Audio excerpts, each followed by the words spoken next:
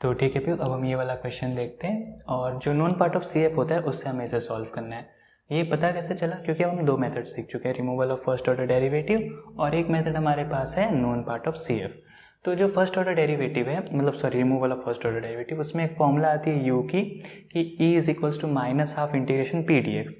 तो ई की पावर -12, यहाँ पी की वैल्यू देखो कितनी खराब हो जाएगी, एक्स कॉस एक्स ये डिवीजन।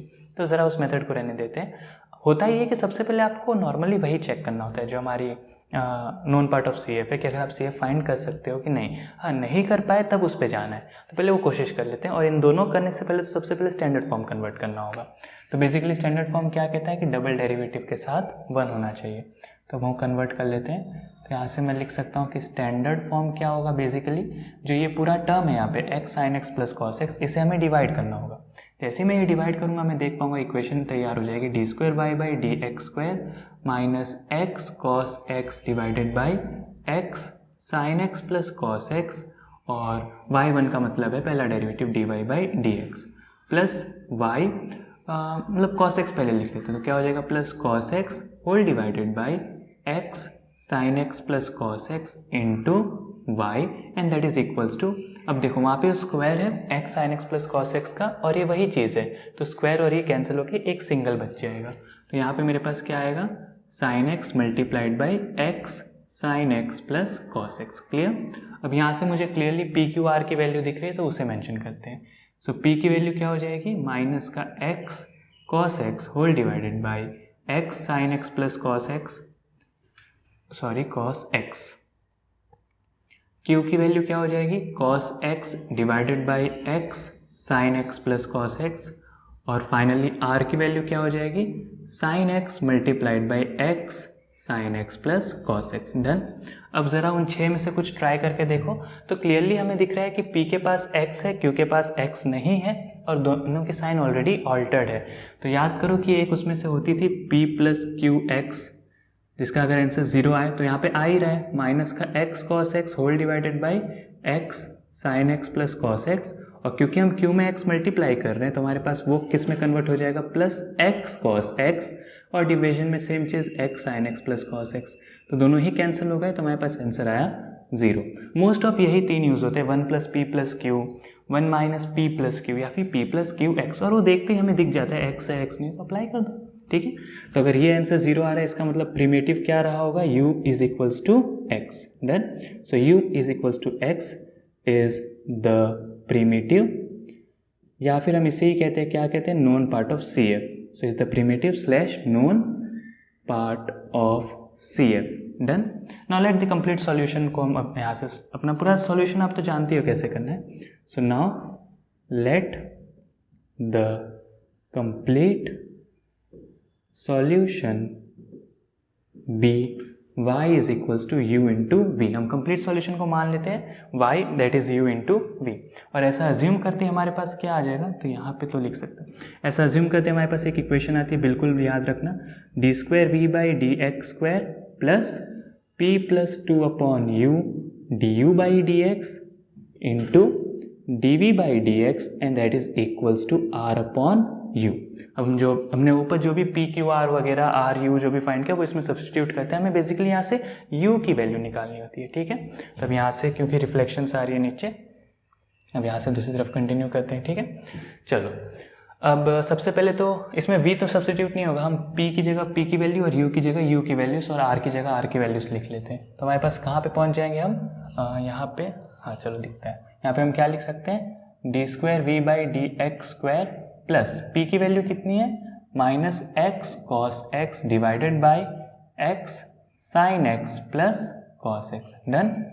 प्लस 2 अपॉन यू की वैल्यू x है, और पहला डेरिवेटिव क्या होगा x का 1, तो उसकी ज़रूरत नहीं, और into d v by d x, and that is going to be r upon you.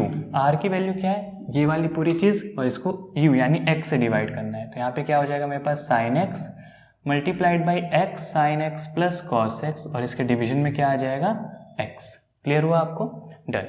अब यहाँ से हमें d v by d x को ज़रा q मान के सॉल्व करना होगा, लीनियर डिफरेंशियल इक्वेशन वगैरह वगैरह। So let d v by d x equals to q, और ऐसा अज्यूम करते ही जो सेकेंड डेरिवेटिव है v का वो असल में q का पहला डेरिवेटिव हो जाएगा। तो अब अपनी इक्वेशन कैसे दिखने लगेगी, dq by d x plus, इसे हम सिंप्लीफाई नहीं करेंगे, जैसा है वैसे ही रहने दो, और क्यों ऐसा मैं आपको अभी थोड़ी देर में बताता हूँ, x sine x plus cos x और plus 2 upon x d by d x को क्यों मान चुके तो यहाँ पे आ जाएगा q and that is equals to sine x into x sine x plus cos x whole divided by x. अभी लीनियर डिफरेंशियल इक्वेशन आ गई है, q का पहला derivative some function of x into q और फिर से कोई फंक्शन ऑफ x, सो हम यहाँ पे मेंशन कर सकते हैं d q by d x plus p dash q is equals to q dash, और यहाँ पे आप p डैश और q डैश की वैल्यूज मेंशन कर सकते हो and therefore it is a linear differential equation. और एक बार आपको आपकी लीनियर डिफरेंशियल इक्वेशन मिल गई तो यहाँ से आप IF वाला पार्ट करते हो इंटीग्रेटिंग फैक्टर, तो हम क्या जानते हैं IF इंटीग्रेटिंग फैक्टर क्या होता है, e to the power integration p dash d x. यहाँ पे लिखना मत भूलना, p डैश यानी ये पूरी वैल्यू यहाँ पे और q डैश यानी ये पूरी वैल्यू यहाँ पे। अब देखो क्या होगा, e to the power integration minus का x cos x divided by x sine x plus cos x plus 2 upon x d x. Clear. अब एक काम करो, इसका जो डिनोमिनेटर है नीचे वाला हिस्सा, उसका डेरिवेटिव निकाल के देखो क्या आता है। मज़े की बात यह है कि इसका जो डेरिवेटिव है वो ऊपर वाला आ जाएगा, आपको करके दिखाता हूँ मैं। तो यहाँ पे करते हैं हम बेसिकली सबसे नीचे, तो मेरे पास क्या है x sine x plus cos x, ठीक है। इसका डेरिवेटिव करके देखो तो क्या हो जाएगा, x as it is sine का derivative cos x plus sine x as it is x का डेरिवेटिव 1 और फिर cos का डेरिवेटिव माइनस का साइन x, कैंसिल हो गया। क्या आ रहा है हमारे पास x इंटू कॉस एक्स, और वही चीज़ यहाँ पर है बट ज़रा नेगेटिव है, तो कोई बात नहीं, नेगेटिव बाहर रहेगा। तो यहाँ पे इंटीग्रेशन सॉल्व होकर हमें फाइनली क्या मिलेगा, e to the power negative natural log of x sine x plus cos x और plus 2 times natural log of x, इसका तो वो हो जाएगा। अब दोनों नेचुरल लॉग में है, e की पावर भी है, तो देखो ये प्लस है ये माइनस है, तो असल में लॉग की प्रॉपर्टी से ये दोनों वैल्यूज डिवीजन में हो जाएंगी। सबसे पहले तो इसको स्क्वायर मिलेगा, फिर ये दोनों डिवीजन में हो जाएंगे और फिर क्योंकि लॉग है तो e की वजह से निकल जाएगा, तो बेसिकली हमारे पास बचेगा x का square divided by x sine x plus cos x। ये आ चुकी है हमारे पास इंटीग्रेटिंग फैक्टर IF की वैल्यू। क्लियर हुआ आपको। और एक बार IF की वैल्यू आ गई तो अब हम यहाँ से अपना सॉल्यूशन कंप्लीट कर सकते हैं, मतलब वही IF into q is equals to integration of IF into q dash और dx। तो अब ज़रा फ़ोन को साइड में करके वो करते हैं, ठीक है। चलो ठीक है, तो हम IF तक पहुंच चुके थे, अब यहाँ से सॉल्यूशन फिर से कंटिन्यू करते हैं। अब जो हम सॉल्यूशन पे पहुंच जाएंगे, इसकी वैल्यू सब्स्टिट्यूट वगैरह, मतलब IF आ गया तो अब क्या करते हैं वही पार्ट पे हम आ जाएंगे। तो अब यहाँ से हमारा काम क्या होता है, अगर IF आ चुका है तो हम अपने फाइनल सॉल्यूशन को लिख सकते हैं IF इंटू यहाँ पे क्योंकि Q चल रहा है, Y चल रहा होता है तो Y होता है। और ये तो मैं इस क्वेश्चन में आपको बस ऐसा डायरेक्ट फॉर्मूला बता रहा हूँ, लेकिन आपको मुझे दोनों को पता है इसकी फीलिंग कैसे लेते हैं। IF मल्टीप्लाई हो जाता है तो इस तरफ UV रूल वाला पूरा डेरिवेटिव बनता है इंटीग्रेशन, लेकिन अभी डायरेक्ट लिख दो क्योंकि ऑलरेडी हम ये चीज़ काफ़ी लेंदी करें तो वो उतनी ज़्यादा फीलिंग हो जाएगी फिर, ठीक है। तो यहाँ पर हम बेसिकली अब क्या करेंगे, Q into IF and that is equals to integration of IF into Q dash dx। तो Q as it is IF की वैल्यू कितनी आ चुकी है आपके पास, x का square divided by x sine x plus cos x, done. और that is equals to integration IF कितना है, x square upon x sine x plus cos x, और Q डैश की वैल्यू कितनी आ चुकी थी आपके पास, Q डैश आपका ये रहा sine x into x sine x plus cos x whole divided by x। तो देखो ये और ये कैंसिल, x से एक पावर कम हो गई, तो फाइनली मेरे पास क्या आया, q into x square upon x sine x plus cos x and that is going to be integration of x sine x dx। अब इसमें आप वो दो प्रोडक्ट वाला रूल लगा दोगे इंटीग्रेशन के साथ जो आता है।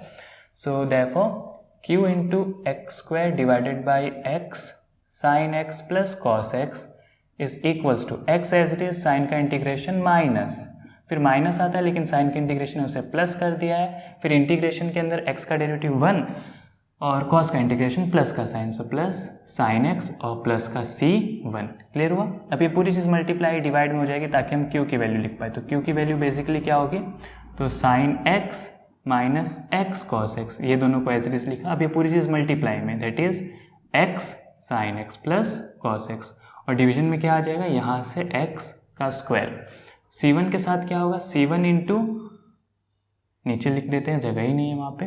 तो प्लस C1 इंटू ये पूरी चीज़ as it is, that is going to be x sine x plus cos x, और डिवीजन में क्या आ जाएगा मेरे पास, x का स्क्वायर। डन, ये आ चुकी है हमारे पास q की वैल्यू। बट क्या ये सॉल्यूशन है, मतलब यहीं पे रुक जाना है? बिल्कुल नहीं। याद करो कि हमारा जो मेन मोटिव था y की वैल्यू निकालना था। y की वैल्यू थी u इंटू वी, और u इंटू वी है, u की वैल्यू हम ऑलरेडी फाइंड कर चुके, तो v फाइंड करके उसे मल्टीप्लाई में डालेंगे तो हमें आंसर मिल जाएगा। v कैसे फाइंड करें?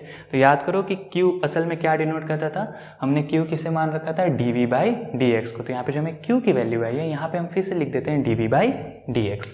सो बेसिकली q की जगह मैं क्या लिख सकता हूँ, स्टेप कम करने के लिए यहीं पे मेंशन कर देता हूँ, ये है dv बाई dx।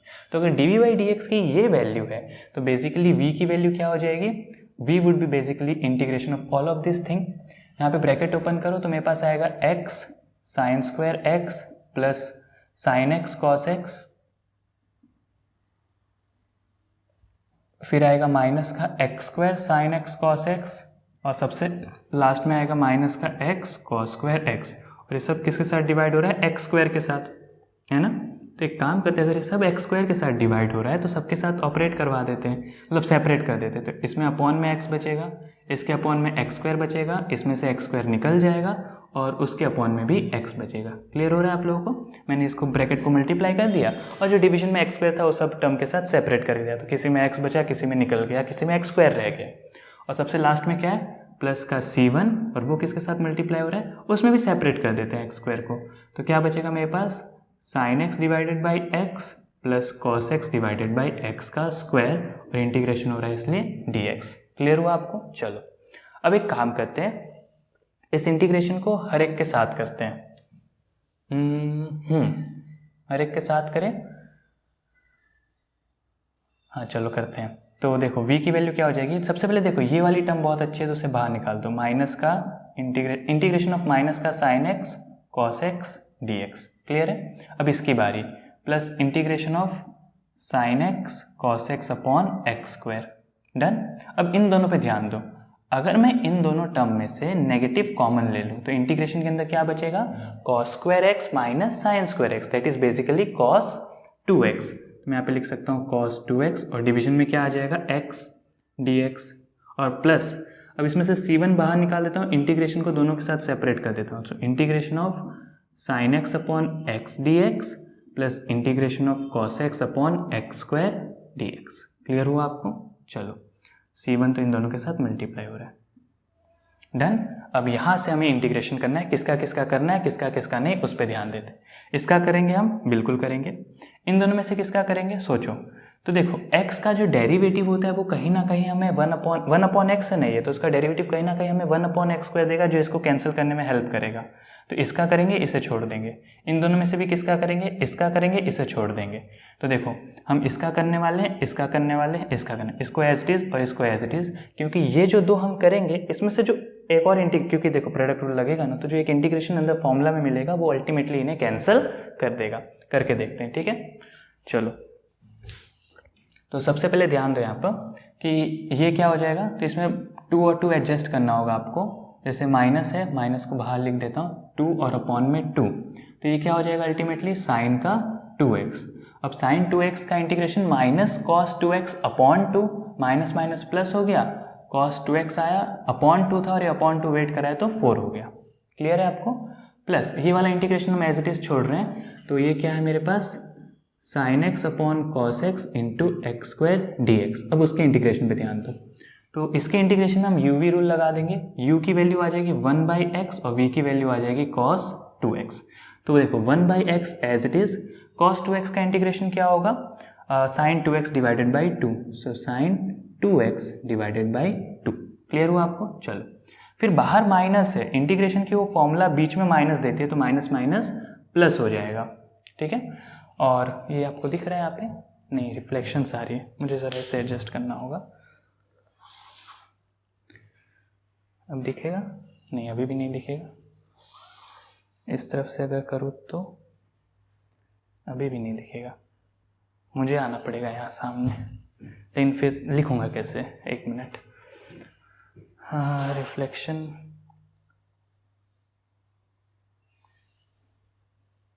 कहाँ तक दिख रहा है, रुक जाओ, पहले से ज़्यादा वर्स्ट हो गया अब तो। हाँ ये ठीक है। चलो तो हमने क्या देखा था यहाँ पे, माइनस का 1/x, देखो इसको एज इट इज़ छोड़ दिया, इसके इंटीग्रेशन में माइनस का 1/x एज इट इज़ और उसका आ गया। अब क्योंकि बाहर माइनस वेट कर रहा है, वो जो रूल है उसके अंदर एक और माइनस अंदर आता है, तो माइनस माइनस प्लस हो गया। और इंटीग्रेशन में देखो क्या बचेगा, 1/x का डेरिवेटिव माइनस 1/x², और cos 2x का इंटीग्रेशन हम जस्ट देख चुके हैं, क्या लिखा था हमने, sin 2x/2 dx। अब फिर से ध्यान दो, प्लस माइनस का माइनस बाहर निकाल देते हैं, तो यहाँ पे 1/x² बचेगा। sin 2x अल्टीमेटली क्या होता है, 2 sin x cos x, और अपॉन में 2 वेट कर रहा है, तो सब कैंसिल होकर यहाँ पे अल्टीमेटली क्या बचेगा, sin x cos x। Done. मैंने जैसा कहा था, ध्यान दो, कैंसिल हो गए ना ये दोनों। होता ये है कि जब भी कभी अपॉन में x आ जाए, तो जब ऊपर x आता है, पावर 3 भी क्यों ना हो, लेकिन उसको बार बार डेरिवेटिव वाली फॉर्मूला में करो तो 3x², फिर 6x, फिर 6, फिर निकल जाएगा, मतलब इंटीग्रेशन एक टाइम के बाद से स्टॉप हो जाएगा। बट जब अपॉन में x आ जाता है तो उसका इंटीग्रेशन करो तो वर्स्ट लॉग में पहुंच जाओगे, और अगर डेरिवेटिव करो तो x²³ उसकी पावर बढ़ती रहती है। तो किसी भी केस में x नीचे आ गया, ऊपर कोई फंक्शन, तो ज़रा डिफिकल्ट होता है, अनलेस कोई डेरिवेटिव ऐसा कुछ हो, कैंसिल ना हो जाए। तो मोस्ट ऑफ उस टाइम में क्या होता है कि उसमें आप वो प्रोडक्ट रूल लगा दो, और आसपास कोई इंटीग्रेशन ऐसा होगा जो इसके प्रोडक्ट रूल लगाने से जो आपको एक इंटीग्रेशन मिलता है, उससे वो integration as it is cancel कर दे। जैसे इस केस में हुआ, इसको हमने नहीं किया क्योंकि मुझे दिख रहा था कि x²x है तो वो काम करेगा, तो ये कैंसिल हो गया। अब इसमें हम ऑपरेट करते हैं, मासी 5 मिनट।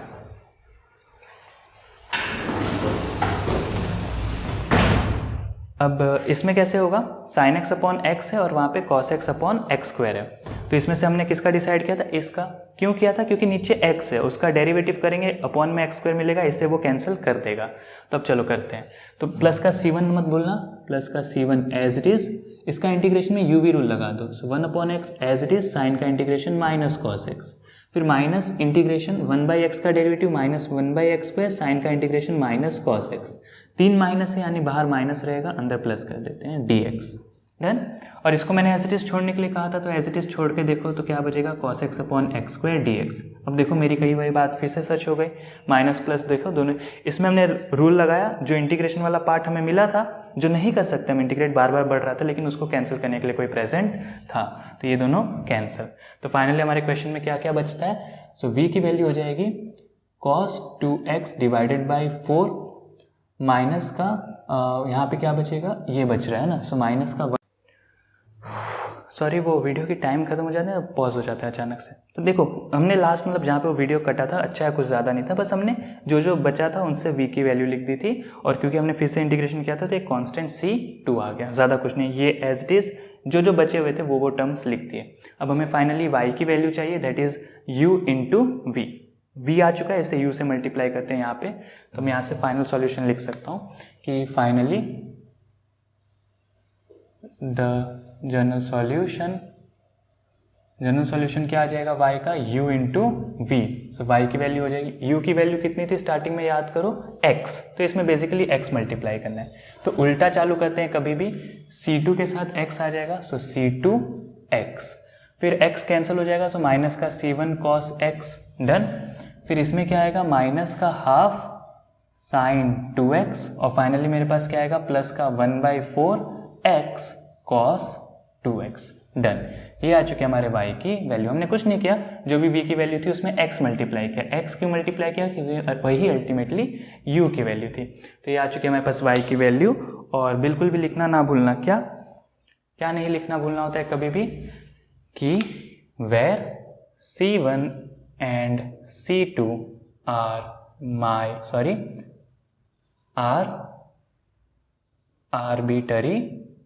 Arbitrary constant. क्लियर है आपको? ये आ चुका है हमारे पास फाइनली y का वैल्यू। कुछ नहीं था इस क्वेश्चन में, मोस्ट ऑफ इसका जो इंटीग्रेशन वाला पार्ट था इसमें ज़रा ट्रिक वगैरह थी, लेकिन वो मैं आपको बता चुका हूँ। फिर आपको कुछ टिप्स वगैरह देता हूँ मैं, याद रखना। देखो ये की फॉर्मूला याद रखना, integration of e raise to x f of x plus f dash of x होता है, तो इसका डायरेक्ट आंसर क्या आ जाता है, e raise to x f of x। ये फॉर्मूला का बहुत यूज़ होगा। इंटीग्रेशन यहाँ पे कुछ u इंटू वी अप्लाई करो, तो उसमें से एक देखो u as it is v का integration minus integration du by d x integration of v dx। तो मैं इसकी बात करता हूँ कि ये किसी ना किसी के साथ कैंसिल हो सकता है अगर नॉन इंटीग्रेबल हुआ तो। और कौन सी फॉर्मूला आपको याद, 1/x इंटू समथिंग आए तो याद रखना 1/x को आपको u मानना होता है। डन। और कुछ नहीं। और कितने सारे क्वेश्चंस ऐसे भी होंगे जिसमें समझो ऐसा नॉन इंटीग्रल चीज़ अगर वो कैंसिल भी ना हो तो आप आंसर को इंटीग्रेशन में भी छोड़ सकते हो, लेकिन वैसा बहुत रेयर केस में होता है। ठीक है, मैं आपको बताऊंगा कैसे क्वेश्चन है, आप बुक में देखना, आपको समझ में भी आ जाएगा। चलो, तो ये था ये पूरा सॉल्यूशन इसका। अब बस ये टॉपिक के ऊपर अब वीडियोस लेंगे। ये कौन सा टॉपिक है, when the part of CF is known. और इसके बाद से जो हमारा टॉपिक था कि first derivative, removal of first derivative, उसके 2 क्वेश्चन हो चुके हैं, एक और करा देता हूँ बस, और उसके बाद से हम चालू करेंगे अपना third topic, that is change of independent variable. ठीक है, और नॉर्मल था, इंटीग्रेशन से घबराना नहीं, टेंशन नहीं आप, मैं हूँ।